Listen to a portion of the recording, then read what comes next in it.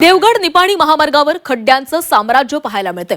देवगड निपाणी राज्यमार्गाची चाळण झालेली आहे। या खड्ड्यांमुळे महामार्गावर अपघात होत आहेत। खड्डे बुजवण्याची नागरिकांनी मागणी केली आहे। कोल्हापूर आणि कोकण यांना जोडणारा महत्त्वाचा मार्ग असलेल्या देवगड निपाणी राज्य महामार्गावर खड्ड्याचं साम्राज्य पसरले। हा मार्ग कणकवली तालुक्यातील फोंडा घाट इथे जातो।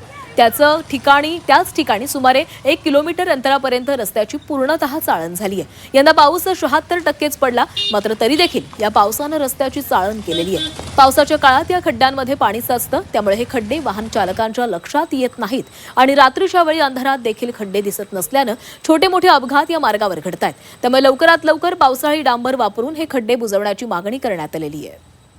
याचा आढावा घेतलेला आहे आमचे प्रतिनिधी उमेश परब यांनी।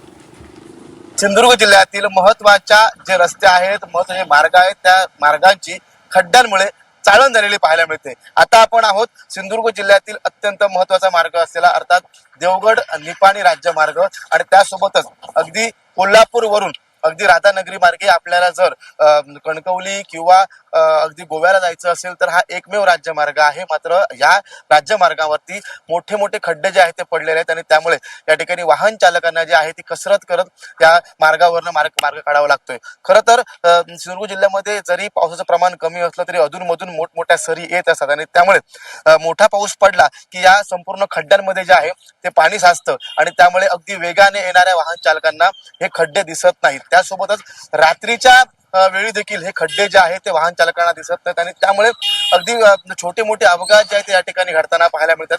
त्यासोबतच या ठिकाणी वाहन चालक जे आहेत ते अत्यंत कसरत करून या ठिकाणी या मार्गावरनं मार्गक्रमण करत असतात। तर या मार्गावरनं अगदी मोठ्या प्रमाणात वाहतूक जे होत असते आणि त्यामुळे या ठिकाणी आता यापूर्वी या ठिकाणी काही छोटे मोठे अपघात देखील घडले आणि हे अपघात टाळण्यासाठी लवकरात लवकर या मार्गाची दुरुस्ती होणं फार गरजेचं आहे। Umesh Parab, Zee media, Sindhudurg.